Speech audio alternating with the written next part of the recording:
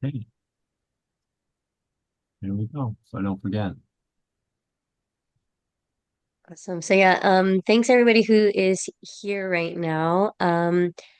This is the Maui Community Energy Alliance community meeting. So this meeting is generally open to the public, and we like to discuss energy issues on Maui and our shared vision for Maui's energy future. Today we have Hawaiian Electric joining us as a guest speaker to present on their integrated grid plan specifically for Maui. So I am going to let the Hawaiian Electric representatives introduce themselves and then they can get into their presentation. Morning. Thank you, Stacy. Thanks for everybody for having us here today. We did have several of our team members join because I thought it would be exciting for everyone to meet each other and hopefully also see each other in person one of these days. But again, I'm Shayna Decker. I'm the Director of Government and Community Affairs for Maui Molokai Ilanai, based right here in Kahului. I've been with the company now for about 11 years, and I'm born and raised here on Maui. And I also wanted to introduce our other Maui team members here that I have online from our Government and Community Affairs area. Kuhea, do you want to introduce yourself? Sure. Good morning, everyone. My name is Kuhea Siu. I'm a public affairs specialist, also serving Maui, Molokai, and Lanai. Been with the company 10 years next month. And yeah, I'm originally from Oahu, but been here on Maui many years now since I married a Maui boy. And I'm going to hand it over to Matt. Good morning, everyone. My name is Matt McNeff. I am the director for Hawaiian Electric for Maui, Molokai, and Lanai. I have worked with the Battery company. 90%. Connected to NV7 for BGSQ3. I've worked with the company for about 21 years now, born and raised on Maui.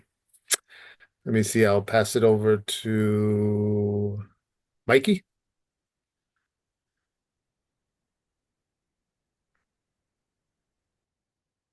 Not going to come onto the screen. Hey, Mikey.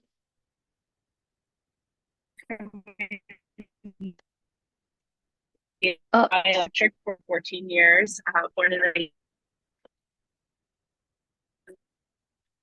think you're cutting a little in and out on my side, but that's Mikey Burke. She's our West Maui Community Liaison, and she's been with our company for over 14 years about. Sorry, Mikey. And then we'll head it over to Mark. Good morning, everyone. I'm Mark Casano. I'm the Director of Integrated Grid Planning. So I help lead any of our long-term energy plans for all of the islands that we serve. So looking forward to the discussion today. Thanks, Mark. And then I think I saw Ken also online. Yep. Good morning, everyone. Ken Aramaki. I'm the Director of Transmission and Distribution and Interconnection Planning at Hawaiian Electric. I've been there for 15 years, and my role at Hawaiian Electric, so Mark's role is kind of more, you can think about it as a generating and energy side. I'm the T&D side, which is lines and substations. And so my team makes sure that we have enough capacity on those lines to serve customers as well as interconnect renewable projects. Thanks. Thanks to all of you guys again for having us here today. We're very excited to share more about our ongoing energy planning efforts for Maui to ensure a future where we have a resilient, clean, affordable energy future powered by local resources. We are going to be sharing about our integrated grid plan, or what we call IGP. And some of the key takeaways we wanted to highlight today was that this planning effort will take all of us working together to accomplish. And that's why we really appreciate connections like today to talk with all of you and to continue partnerships and working together with all of our community members, regulators, and government officials. Overall, our planning efforts are to ensure that as a regulated entity, we continue to meet the energy needs of all of the residents and communities right here on Maui, as well as the other islands that we serve. while also meeting the mandated state energy goal of 100% renewable energy by 2045. Growing up here on Maui and now raising my own family, I'm very excited about this critical planning effort because it really means that all of us working together, that our keiki, our future generations will have an island energy system that will have zero net carbon emissions and use 100% renewable resources. It also will mean stabilized electric bills for all of us that will not be connected to the volatile price of imported fossil fuels. This work, as we know, is becoming even more urgent as climate change effects are escalating, and we do have existing electrical infrastructure aging on our islands. Having integrated grid plan, or again, IGP, means that we have a path forward for all of us on how to make this energy future for Maui a reality. And I will now pass it over to Matt, who will talk a little bit more about today and the nuts and bolts of what it takes to power Maui. Matt? Thanks, Shayna. Okay, before we get started, as in any industry, we like to use acronyms. So one of the ones you'll see throughout this presentation is megawatt, and that's abbreviated MW. It is 1 million watts. And just to kind of give an idea of how big that is, it can power about 150,000 LED bulbs or, 800 average homes on Maui. And then, so megawatt is power and megawatt hour is energy. It's basically 1 megawatt for the duration of 1 hour. So what powers Maui? Currently, we have a combination of firm and as available energy sources. So firm is, available 24/7 whenever we need it. And on that side of the generation, we have Ma'alaia Power Plant. It's about 210 megawatts. Kahului Power Plant, it's about 35 megawatts. We do have some smaller generators out in Hana, 2 megawatts. And then we also have some in central Maui, right near the Maui Lani Golf Course. And then on the as available side of the sheet, as available, they're typically dependent on some resource such as the sun or wind. We have 3 wind farms totaling 72 megawatts of wind. We have several solar facilities, the largest of the state, which just came online recently in central Maui. That's the Kuhilani solar facility. It's 60 megawatts, and it also comes with a battery that has 240 megawatt hours of energy in it. And then, of course, about 100 megawatts of residential rooftop solar.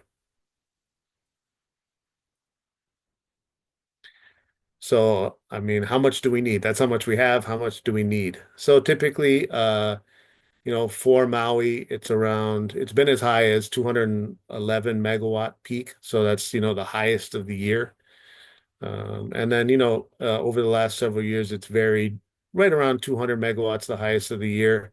This chart you can see is the running total for this year. The green line is this year.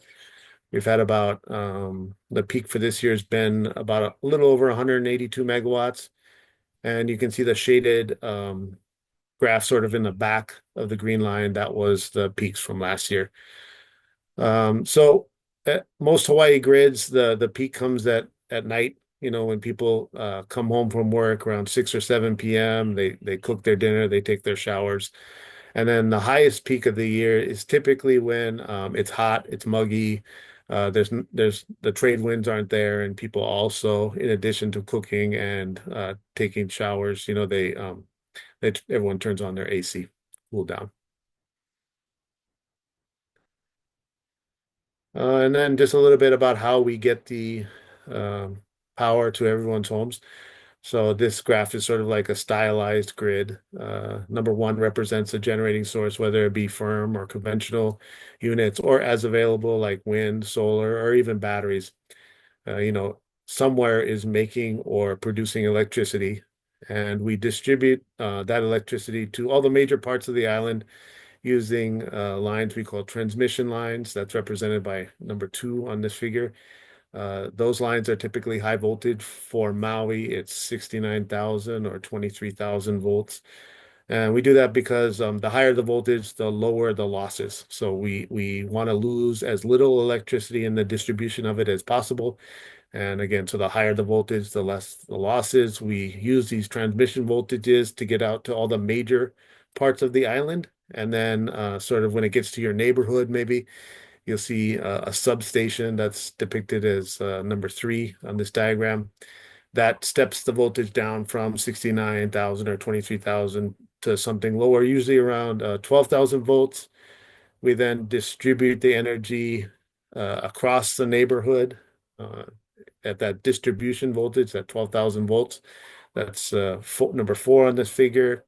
And then when we get close to folks' houses, number 5 represents like a single phase going to someone's street. And you can see right near number 6, there's a pole-mounted transformer right in front of your house where the final step down, we drop the voltage to something that you can use in your house, your appliances run on. And then if you just sort of look up and to the right of number 6, it's the same thing depicted for an underground system. That cube you see there is a pad mount transformer, and the dashed lines represent the undergrounded lines that go to people's houses.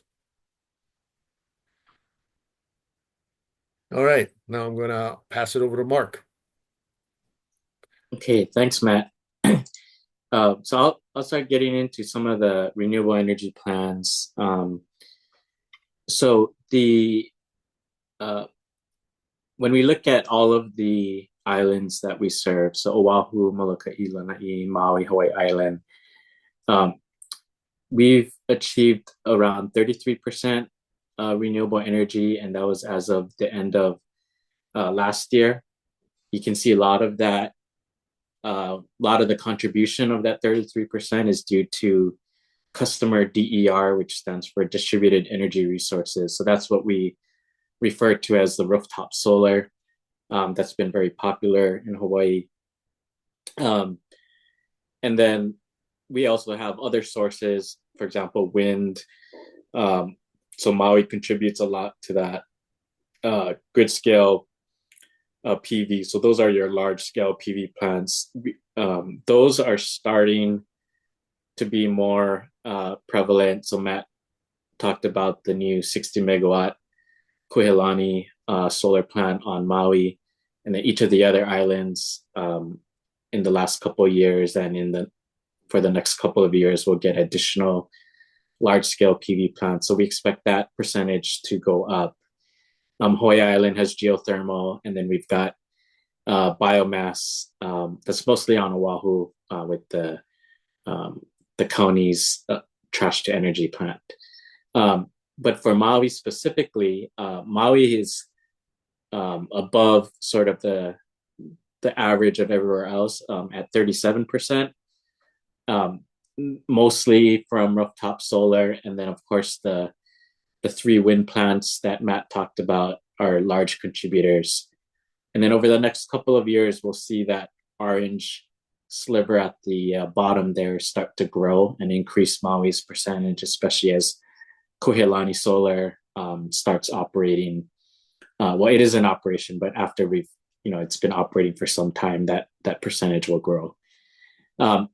Maui, we serve, in Maui County, we serve about 74,000 customers.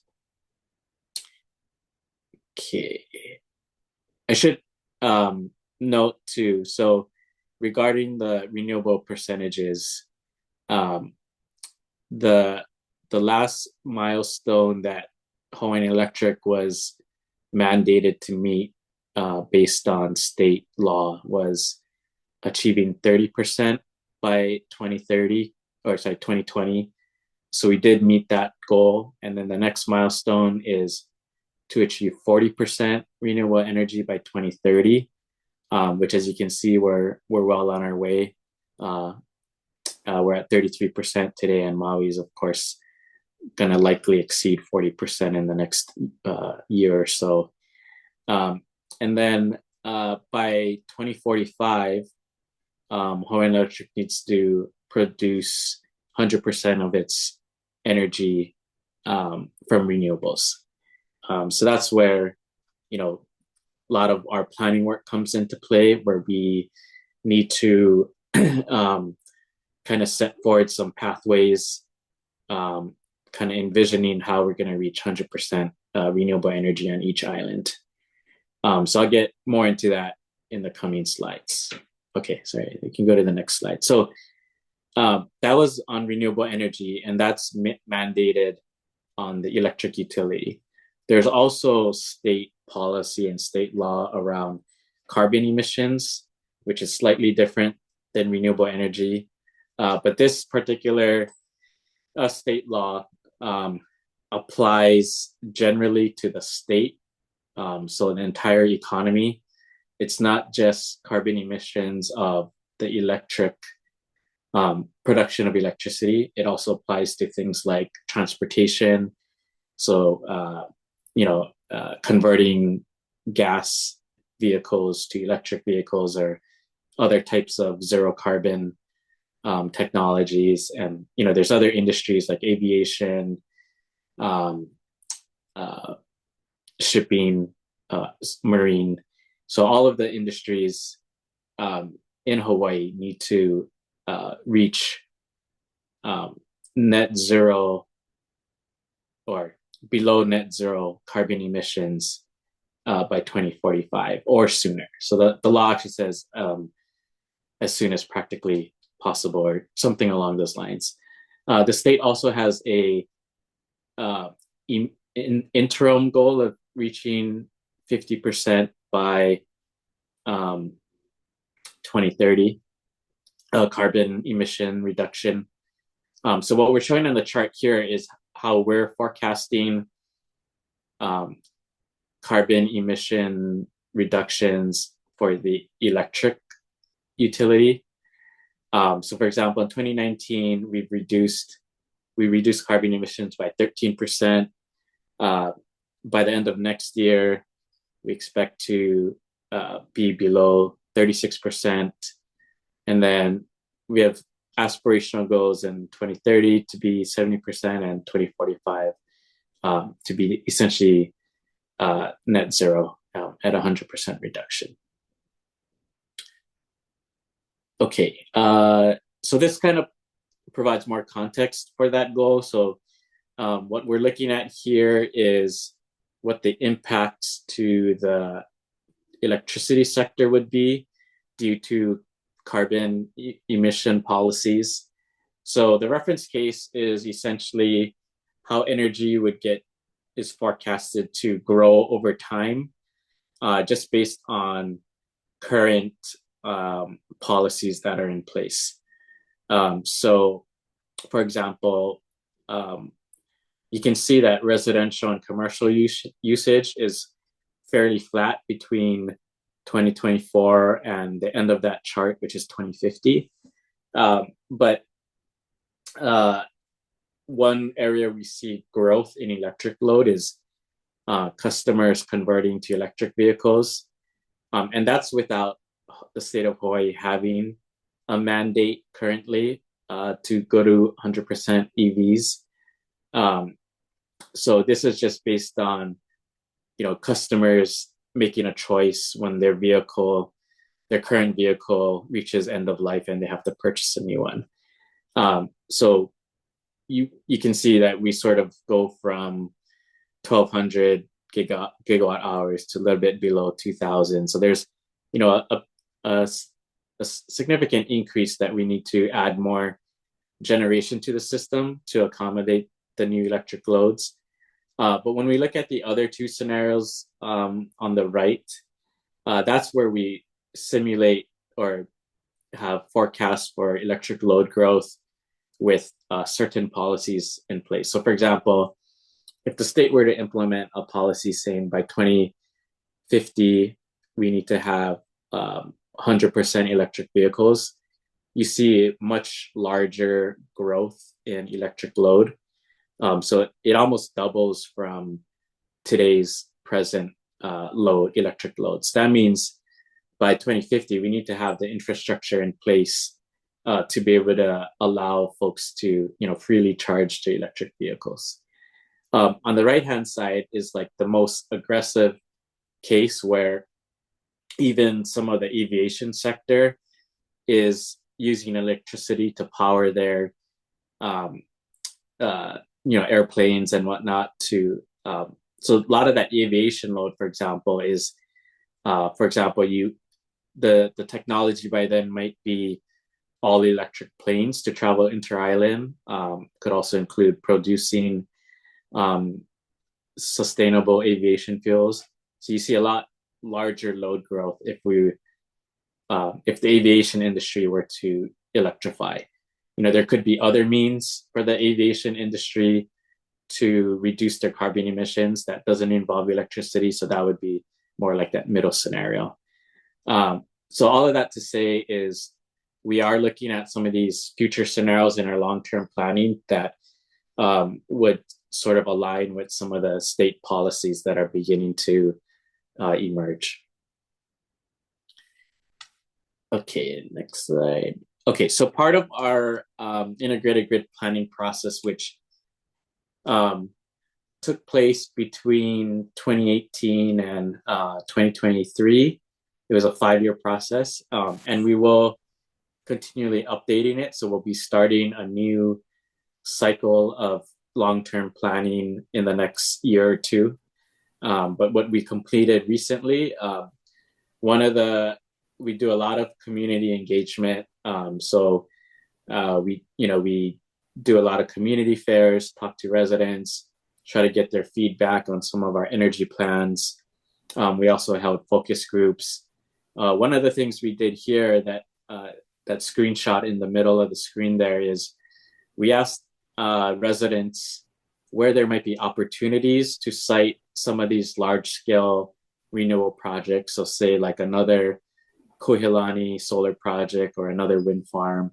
And so those are shown in green. We allowed residents to like place a pin in specific locations where they think there's an opportunity to put a project, and then where residents thought there would be challenges, for example, they placed a purple pin. So the way we use this data is we kind of collect this data.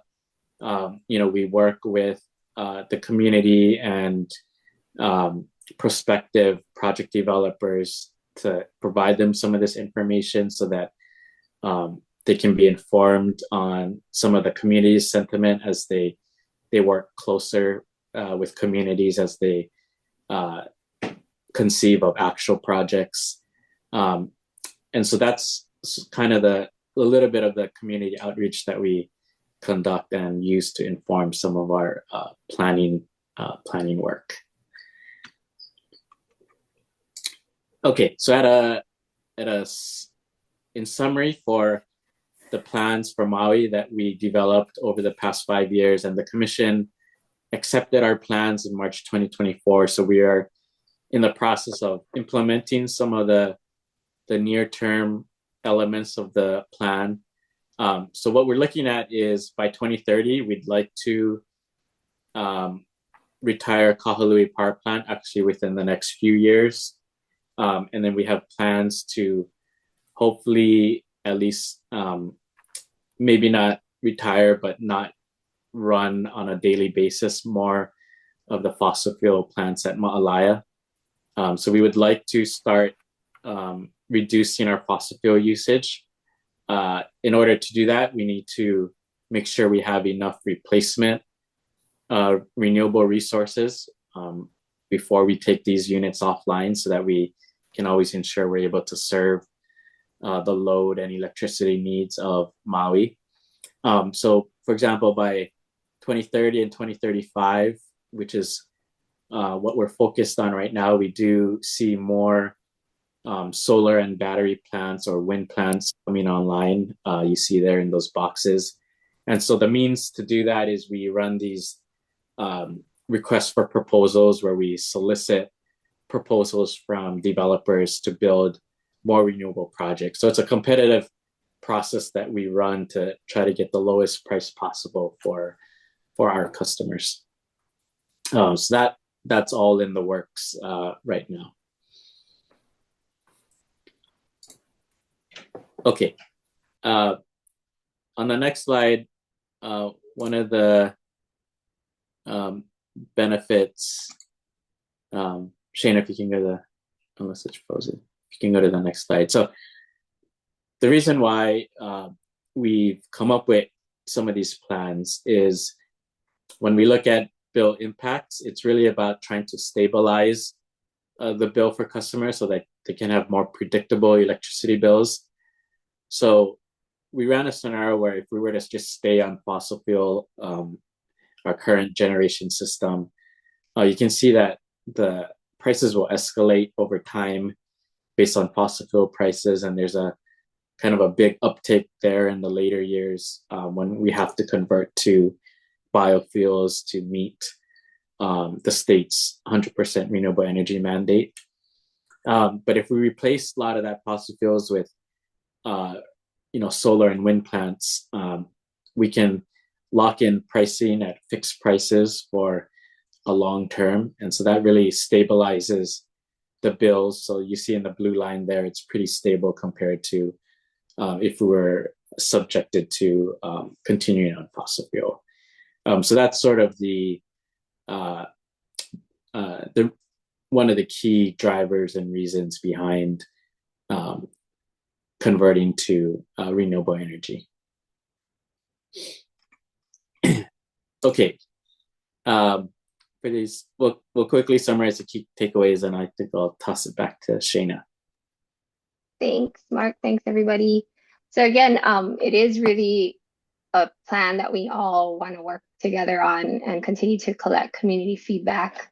It is an ongoing effort, and it will actually be able to replace the fossil fuel that is powering our island and replace that with 100% renewable resources. And that is, based on the state mandates of reaching that goal by 2045. I think we wanted to just open it up to questions because we know that was a lot, and we're happy to also, continue to meet with the group. I know we talked to Stacy about future presentations as well that can dive into bills and how to understand and read different aspects of the bill. So we're happy to always do that, but we can definitely take questions today about what you heard and just open it up to thank you. We just really appreciate the time.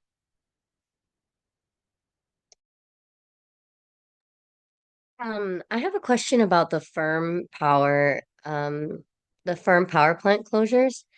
It looks like a lot of the plans for replacing that are like solar and wind. And earlier in the presentation, you said that that's kind of like that is in a different category than the firm power generation. And so I'm wondering if there is a plan for like how to replace that firm power, the nighttime energy use and stuff like that. Yeah, no, that's a really good question. So we ran a request for proposal last year, or maybe a couple of years ago, and we recently awarded a new biofuel firm project to be sited at Waena, and it's a 40 megawatt generator that would be run on biofuels. It's being developed by another developer, so it's not Hawaiian Electric owned. So that's one part of the plan is to, and the main reason for that plant is that so when you have cloudy days or days where the wind is not blowing, then we would call on, like, for example, that plant to provide power. So it's really to kind of fill in the gaps of renewable energy. So that's part of it. So once that comes online, we'll be more confident about taking offline the fossil fuel plants. The other component of replacing the existing fossil fuel plant is the battery storage. So we also have all of these new solar plants come with batteries. So when the solar is produced during the day, we can store it and then release that energy at night. And then we also have other projects like standalone battery energy storage. So batteries that are just charged by, like, for example, rooftop solar, any of the energy that's just on the grid. So that helps store some of that energy to use during the high demand periods. And so to add to Mark's thing, the Wa'ena site he referenced, that's off of Pulehu Road, kind of near the landfill. And so that had to go out for a request for proposal. And so the PUC had to accept that approval. And then we're going through negotiations now with that firm power developer.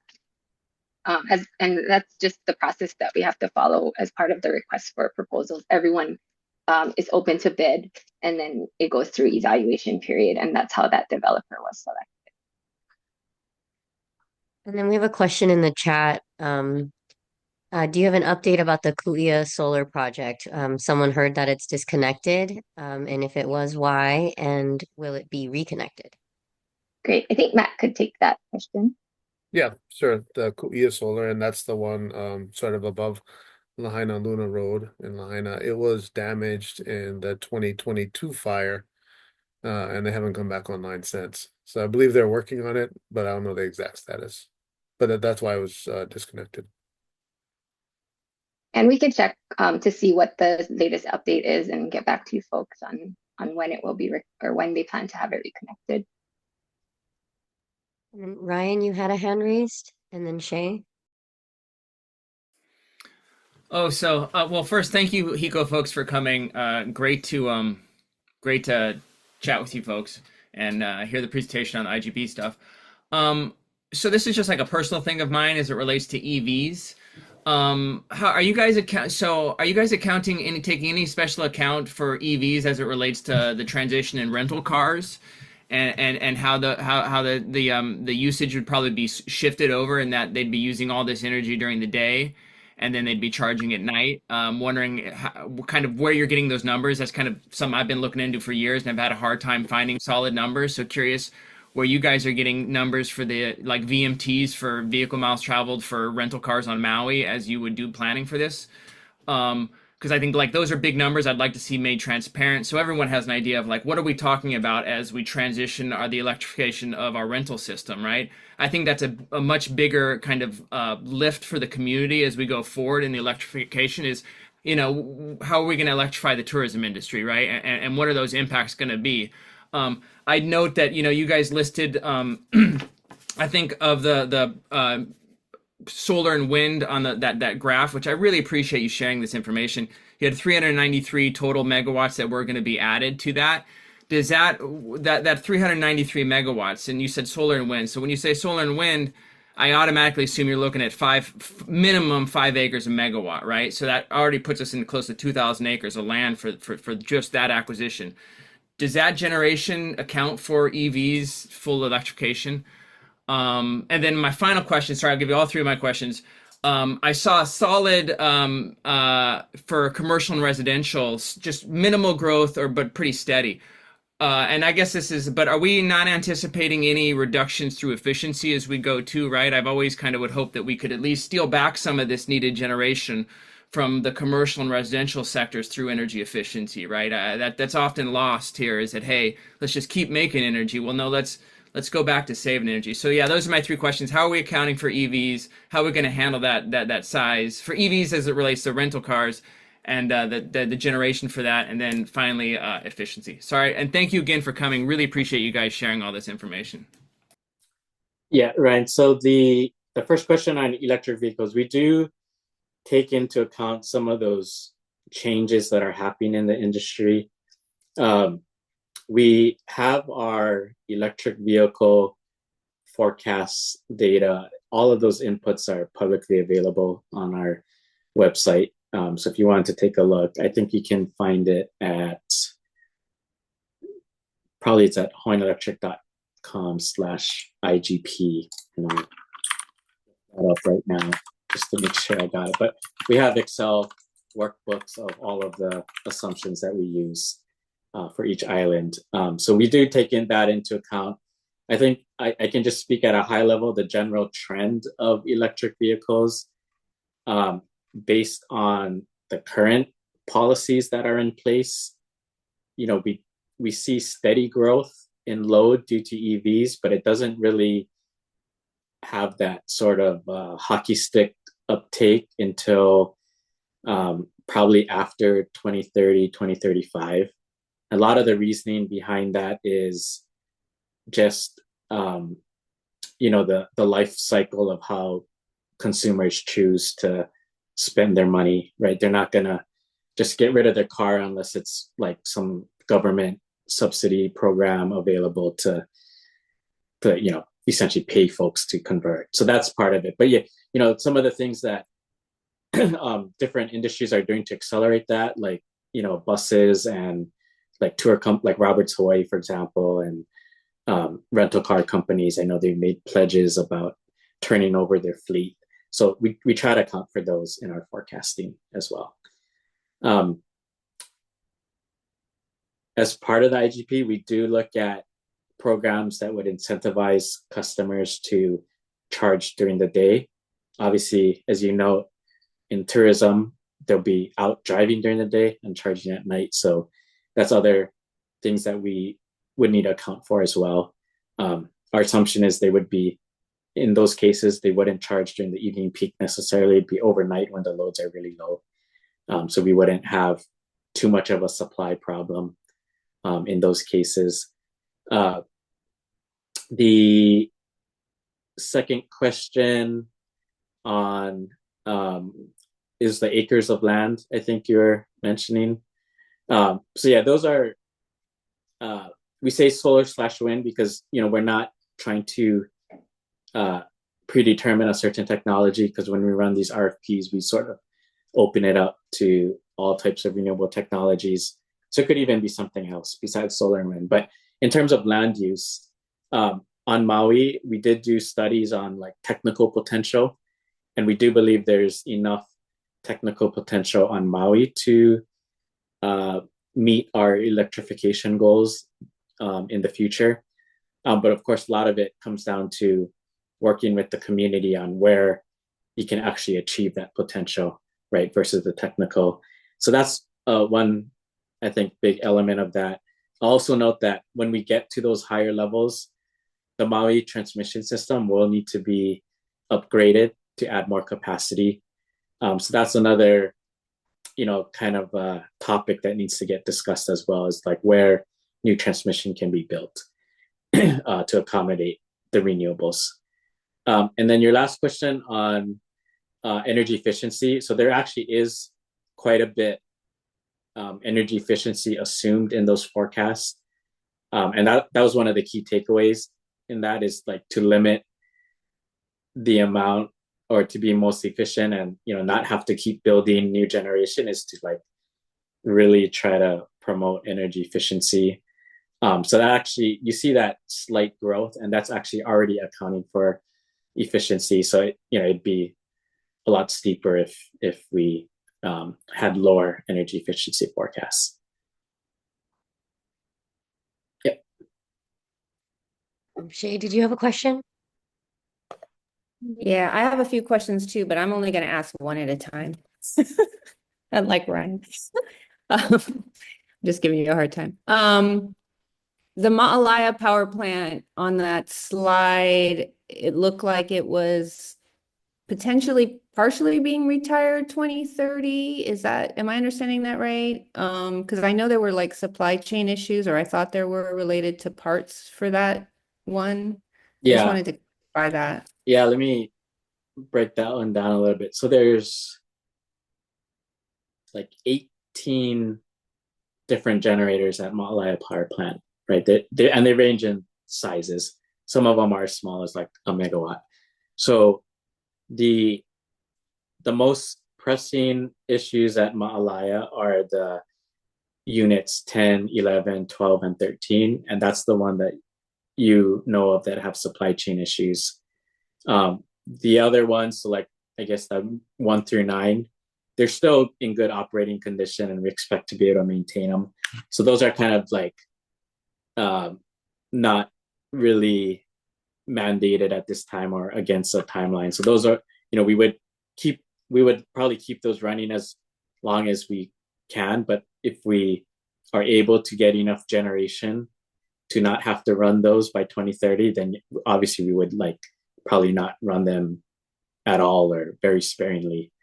So we can start, putting them on standby and like only bring them back if there's like an emergency or like some natural disaster where we absolutely need it. But that's the idea there, like to be able to transition a lot of those generators at Ma'alaya in favor of the renewable energy that is potentially cheaper.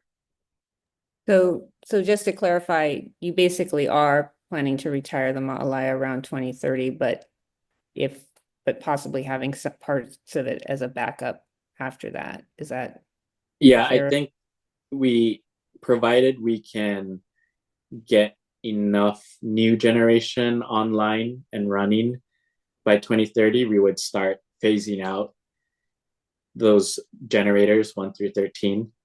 But for resilience purposes, you may just keep them around, because if you have to restart them, like say a hurricane came through and like kind of took out some of our plants, we would probably want that available. But the general idea is on day-to-day operations, you wouldn't be, running fossil fuel plants as often. Yeah. So you're not actually even trying to get those parts that that's a chain issue. We are scouring the globe to get Amazon extra parts. shopping Yeah. cart. Yeah. So we are trying to get parts to, in case we need it, extend the operation of those plants as long as possible. Yeah. Hannah, if you want to unmute, you can ask your question. Great. Thank you. I just want to see if you could share HECO's plans for undergrounding power lines in Lahaina and upcountry, in light of rebuilding efforts in fire resilient priorities. Just was hoping for an update. So thanks, Hannah. Nice to see you online. For most immediately things, we did want to share that we are having federal grant opportunities to strategically underground parts of different areas for Maui. And so we are working on one particular grant that we did receive to look at strategically undergrounding. And we need to have future and more ongoing conversations, like with different parts of the communities where we are planning to do that. But I did want to also say that over 50% of Maui's distribution is underground already. And so it's kind of looking at what areas, like you said, for Lahaina, which we are in talks about long-term rebuilding and what that looks like for the undergrounding, as well as upcountry. So there's definitely opportunities for that. I'm not sure if Matt or Mark or Ken want to add to that. I want to add a little bit. Just that, as part of our wildfire safety strategy, we're looking at a lot of different methods to harden our lines, and so a lot of different arrows in the quiver. Undergrounding is the most expensive arrow, and there are other arrows, I guess, or other means like covered conductor or just installing stronger poles. We're looking at sort of like on ground lines in some areas. All of those things can help to reduce the wildfire risk, and in some cases maybe more appropriate than undergrounding.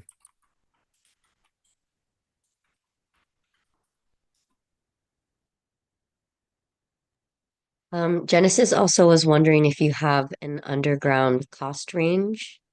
And then I don't know if you also have another question, Genesis, but you're up next. Yeah, the cost range has a pretty wide range. There's a lot of factors that go into undergrounding and different ways to do it. For example, if you have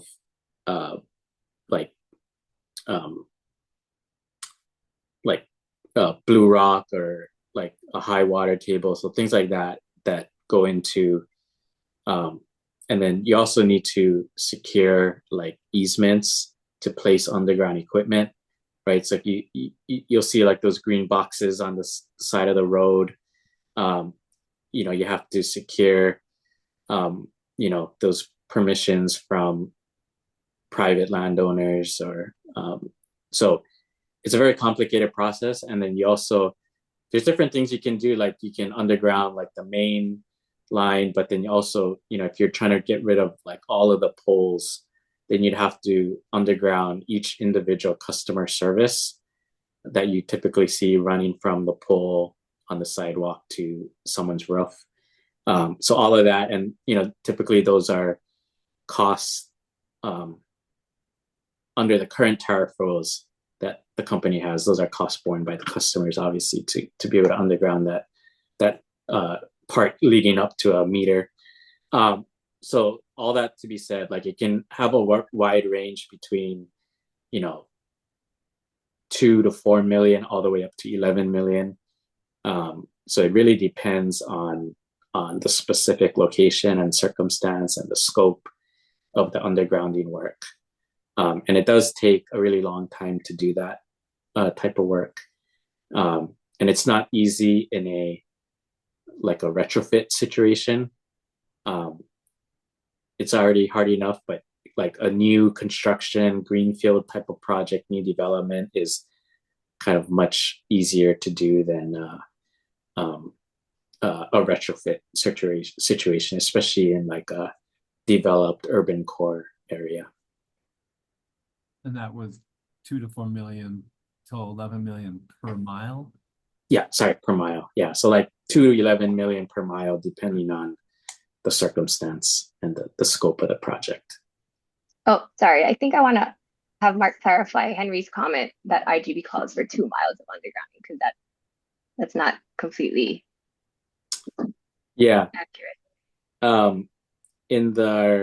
We are developing a wildfire safety strategy that's a little bit different from IGP, but we are looking at using some of the federal grant money to be able to underground up to 2 miles, and we're working on sort of where we would first try to do this work.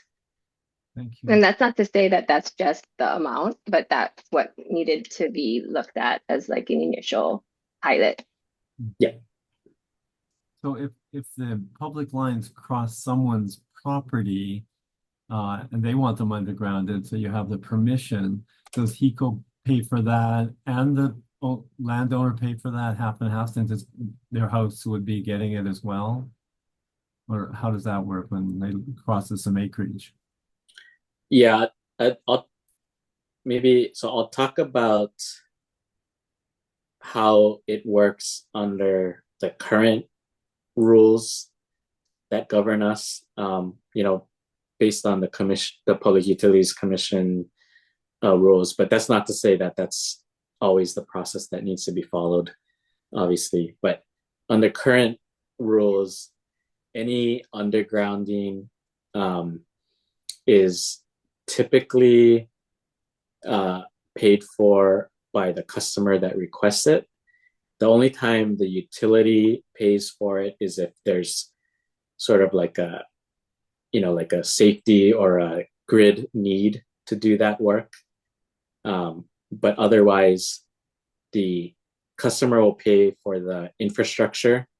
So that's a lot of the like when you underground something, you put them in conduits and concrete cased, right? Yeah. A lot of that structural civil type work is normally borne by the customer. And then if it's a new kind of development, so when you do it in a new development and the customer's adding load to the grid, they normally get a credit of what the overhead equivalent is. But then, the majority of the cost is sort of that civil and structural work, which is borne by the customer. Yeah. And then there's some credits around the electrical work associated. So many of the high tension lines, I imagine, do run across private land. And if you were trying to underground them, then that would be borne by the person whose land they cross. Is that what you're saying? Is that, I get that? Yeah, these are, I think the answer would be yes. It's a little bit different when we're talking about these retrofit situations. It's not as straightforward, I think. But obviously, we would have to secure, rights of ways and things like that to be able to do that type of work. Yeah. Okay. So that That wasn't really my main question though, but thank you for that.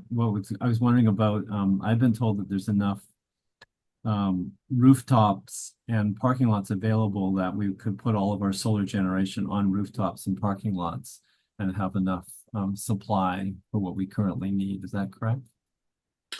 We've looked at the technical potential of rooftops.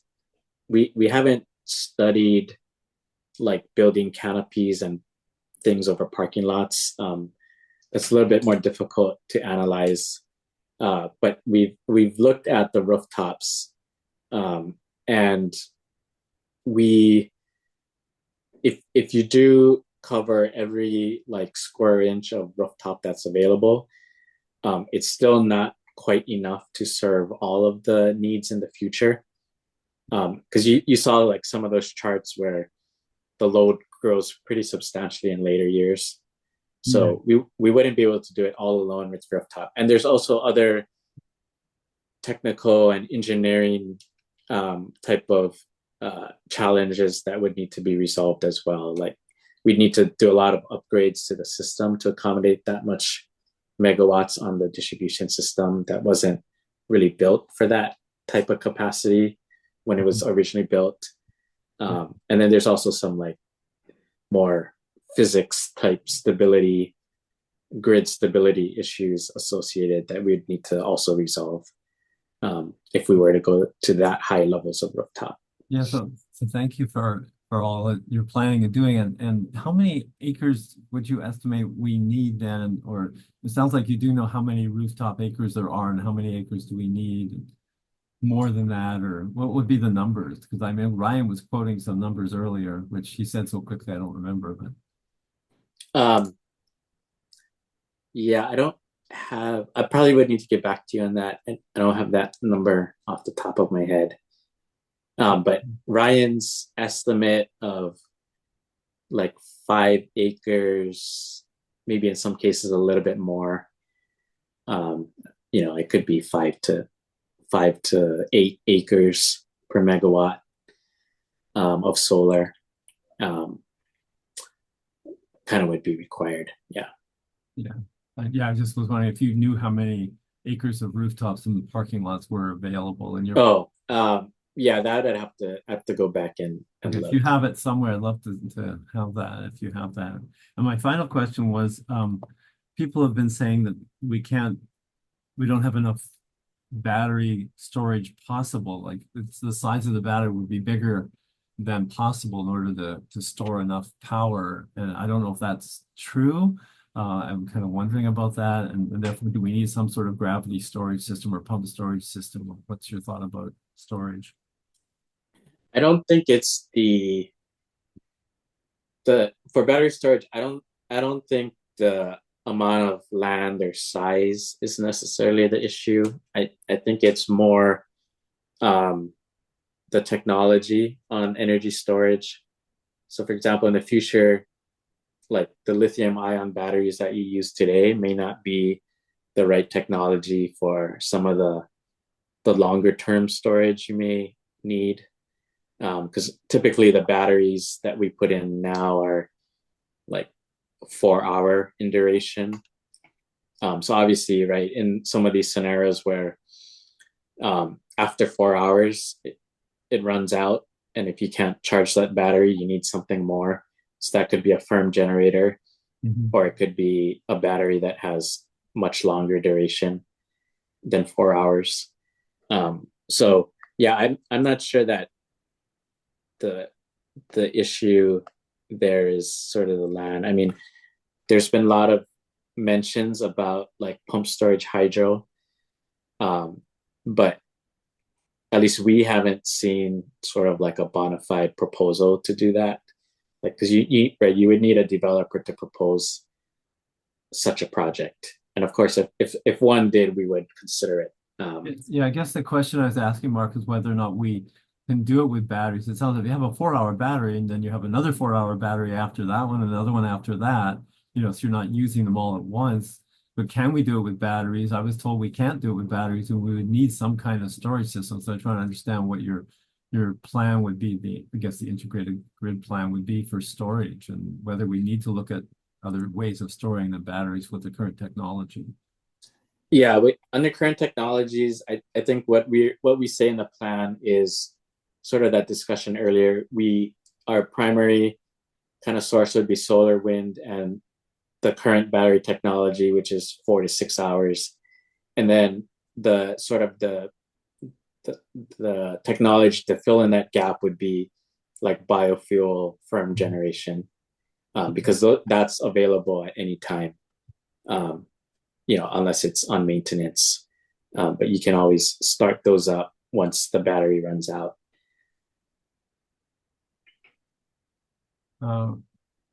When you were showing your thing where it said three phase on number 4 there, the 3-phase distribution lines, and they went down to 1 phase. But I know in our shelter, our youth shelter building, that's 3-phase. So I don't really understand 3-phase and 1 phase, and we can't get battery backup because we're 3-phase for our shelter building, even though we have solar panels.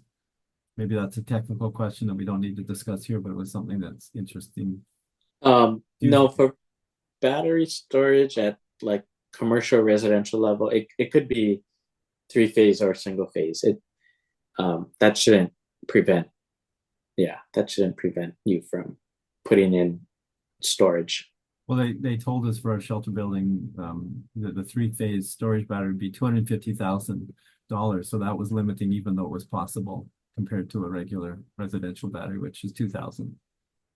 Okay, I'll stop there. Not take up any more time. Maybe Ryan has a question, or who's next, Stacy? I don't know. Ryan was next. I also have a question when Ryan's Paul. Go ahead, Stacy. I'll go after. I want to make sure everyone else gets an opportunity to go. Yeah, you mentioned something about like needing the transmission lines to be at higher capacity, and I have heard from other people that they have noticed that certain poles and the transmission lines will spark at times.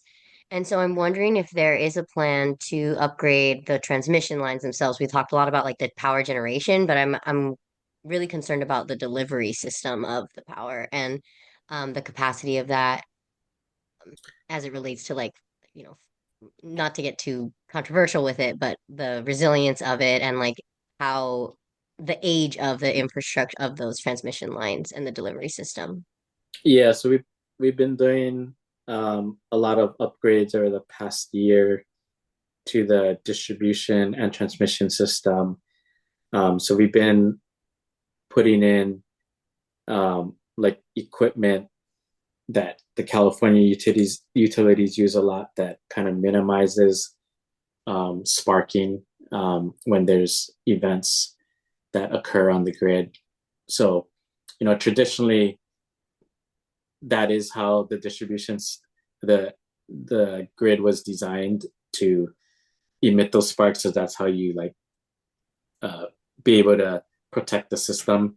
It's able to stop the energy, and it just naturally emits sparks. So now they have newer equipment that doesn't spark as much, and we've been doing a lot of replacements there. We've been inspecting our lines and hardening the grid, so making sure we have poles that are sized properly, and looking for any other potential locations where we think equipment could fail.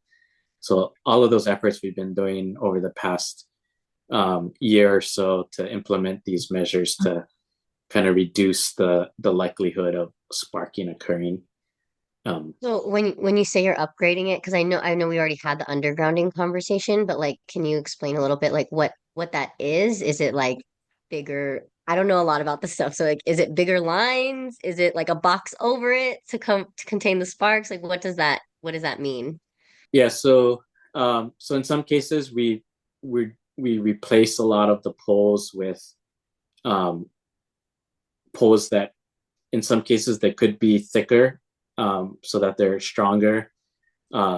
We are doing some poles where we replace them with steel, which are a little bit more resilient in wind. We also are inspecting like the actual cables, the lines on the poles, And if we see any that are brittle, we've been replacing them with stronger strength conductors. So all of those types of things that we're doing, and we've done some things operationally to make sure that we don't have any lines that could spark for longer than they need to. So all of those types of things that we've been doing have, helped reduce the risk of sparking occurring. It's not gonna take it away 100%, but it helps reduce the risk a lot. We're doing a lot more vegetation management too, because when you have trees hitting the lines, that causes sparks as well. Yeah. And then to add to that, Stacy, a lot of the replacements of the copper power lines are happening right here on Maui. So that requires a lot of scheduled outages. So we've been having to work with different neighborhoods throughout the island to inform them that the crews are working to replace copper power lines with aluminum. And that's what Mark is referring to when he talks about like replacing some of the copper. And then the inspections have also been taking place throughout Maui for several months now with drone operators, and they're actually using different technologies to access some of the poles and lines to inspect in very remote areas. But that is also done with field inspectors who are manually inspecting per pole. So those are types of the physical work that's happening. And then some of the technology that Mark referred to, it's called sparkless fuses, right? If that's correct. And so those things are being installed on the power equipment instead of the what was there before. And then I think the future question, right, transmission, I'm not sure if Ken wants to talk a little bit about what that would look like to integrate, right, the renewable energy that would be coming onto our Maui grid. Yeah, so Sorry, Matt, you want to go? I just wanted to add a couple more things. There's so many things we're doing. It's hard to hit them all. But I mentioned the covered conductor. So in areas where there's a lot of trees near our lines, we are installing insulated conductors so that when the trees touch the line, they won't spark. We have, in some cases, we change the configuration of the line. So from horizontal, so the lines would be all in a line like this, to vertical. And that helps with some of the wind, so when we have high winds, the lines are less likely to touch each other and spark. And then we've been installing fire mesh around the poles in the high wildfire areas. So if you drive through Lahaina, up to about like 8 foot high, you'll see like a black mesh that we've been installing around the wooden poles. I mean, so there's quite a bit of stuff we're doing. I just wanted to add those. Sorry, Ken, go ahead. Yeah, just real quickly on some new transmission required. The new transmission required for integrating large amounts of renewable energy is really dependent on the size and locations of those new generating resources. So as we do our procurements, and what we have is we have this concept called the renewable energy zone, where we're trying to pre-identify areas that may be ripe for a lot of renewable development, and then we can start to build transmission, or at least understand what the transmission requirements are to accept that amount of power and energy in those locations. So I don't have like a map or anything that shows where new lines are going to go, because it's really dependent on where those new resources come in.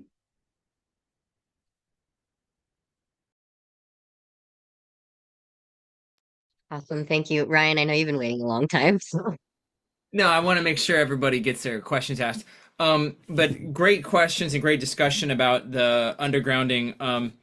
So my question, and this is something I've dealt with in the past for water utilities, is when you go to underground utilities, a lot of times, especially in Hawaii, you're going to run into EV.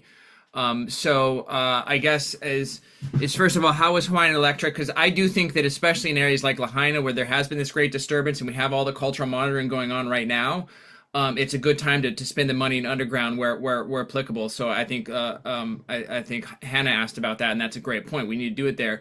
But as we go to underground in the future, what kind of proactive steps is Hawaiian Electric going to take to make sure that they're appropriately understanding where these EVs are going to be likely? And I think that Matthew talked about some of them, in terms of using insulated or covered above ground lines. So some say, but I do think undergrounding is ultimately a good solution a lot of the time. So what are you guys going to do to that?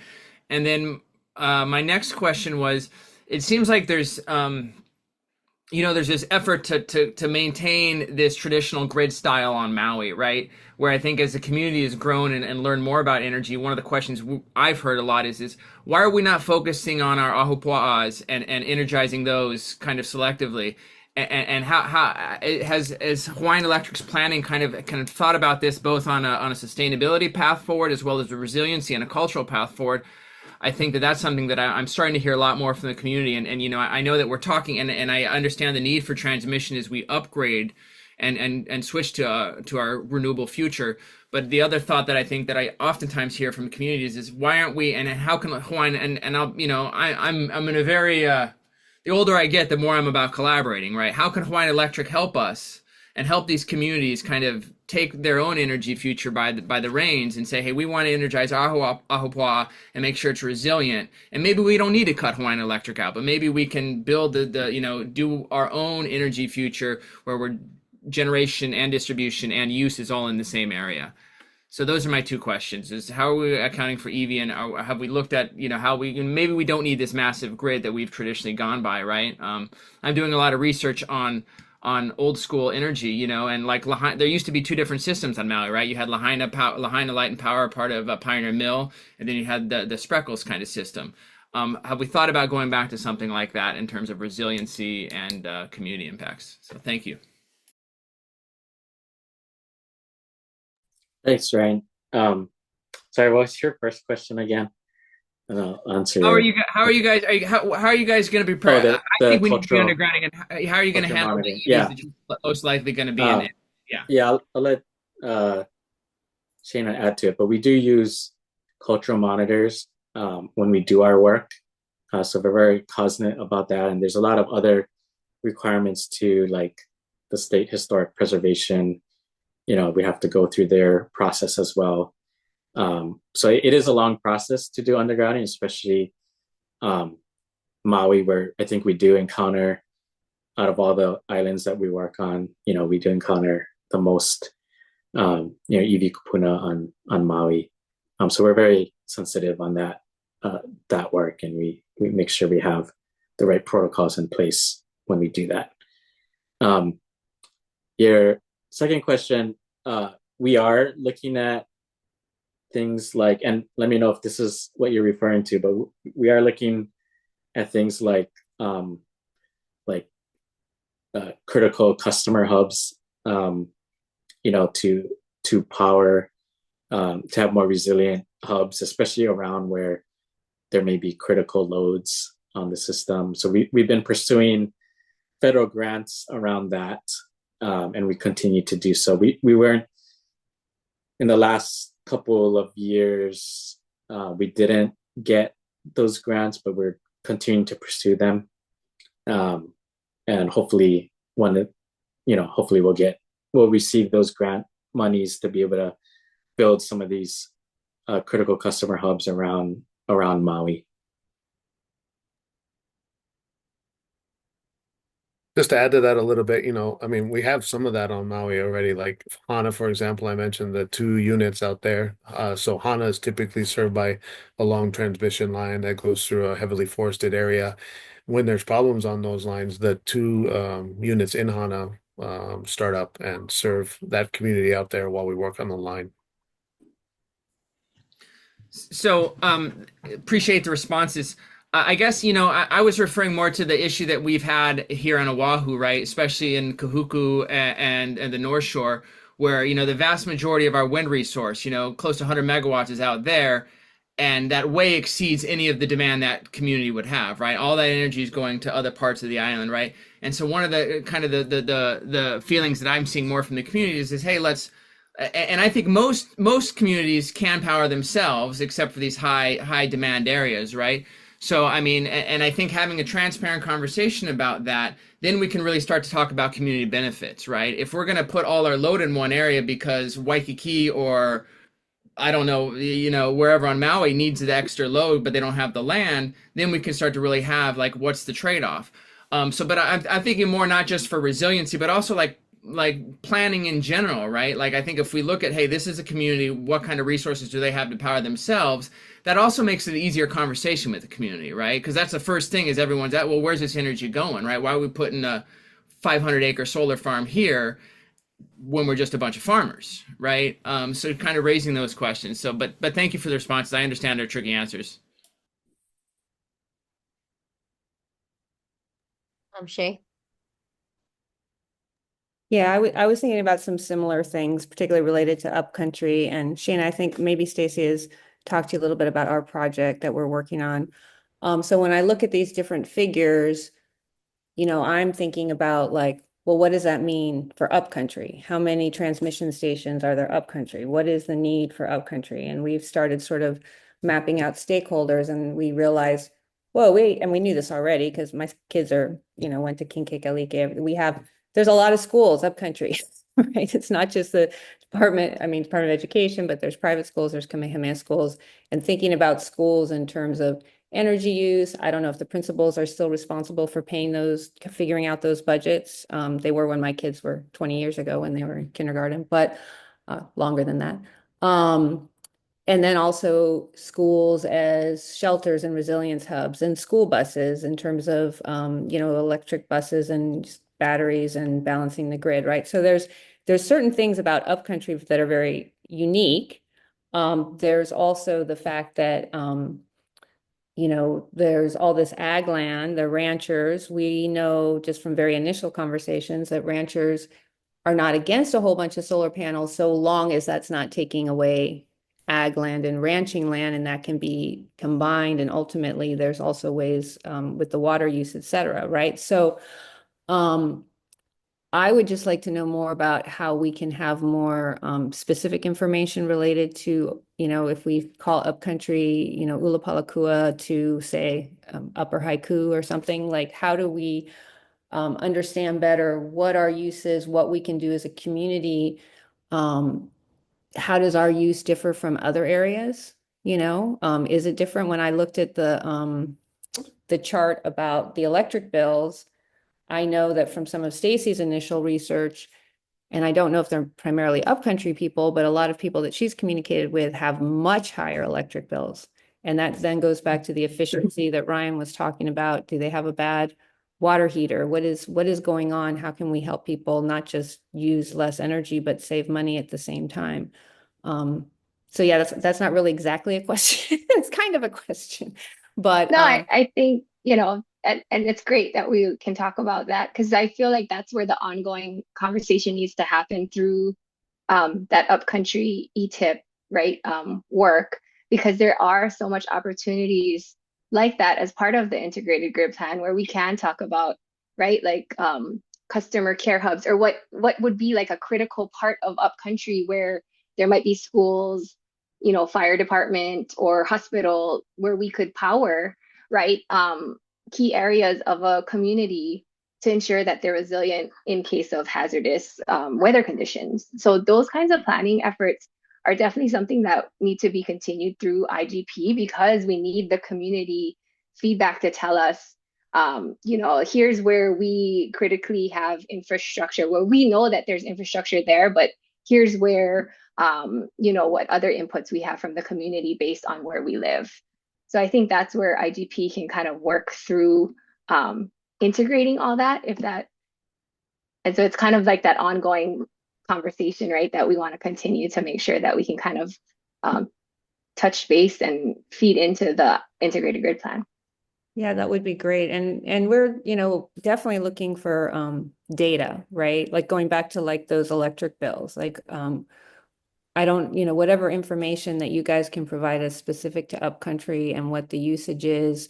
And the other, like we also have, I know like there's MANA monitoring that works with the schools. And I don't know if it works with, how many of those schools and whether that, I know that Zoli said that when he put all those, put the monitoring in, that was one thing, but then there's also maintaining it. So he doesn't know, like how good some of that data is. But then also what about like Maui Medical Group and the different doctors, right? And in terms of when we are going to have these power shutoffs, or even what like Matthew was talking about with, replacing the copper or these things or that thing, who's going to be impacted, and how do we help ensure that it's not a problem, especially like for a doctor, right?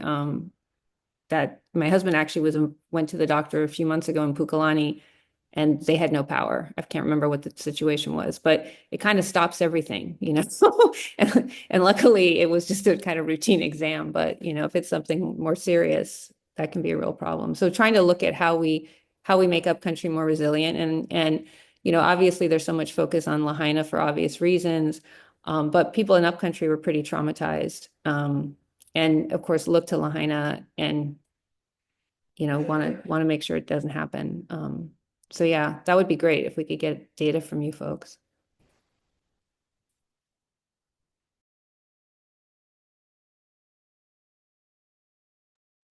I know we've gone past 10 o'clock, but I do want to open it up if anybody who hasn't asked a question yet wants to speak before we close.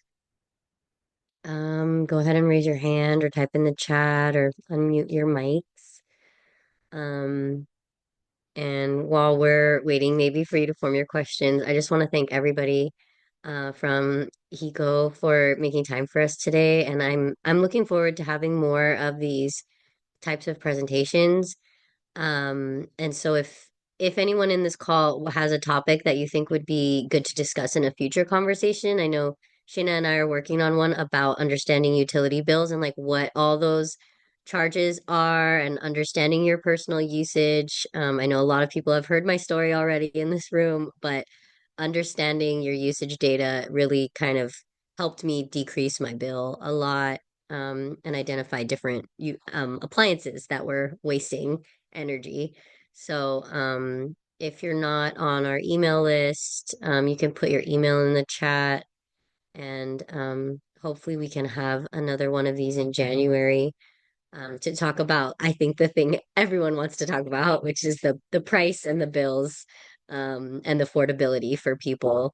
So yeah, if no one else has any other questions or comments, I will let everyone go and just really appreciate all of your time. If anyone wants to check out or has final words, I will pass it off to Shayna. I just wanted to say, oh, sorry, Genesis, you can go. No, that's Or- okay. I'll go after. Oh, you can go first. I just wanted to say thank you.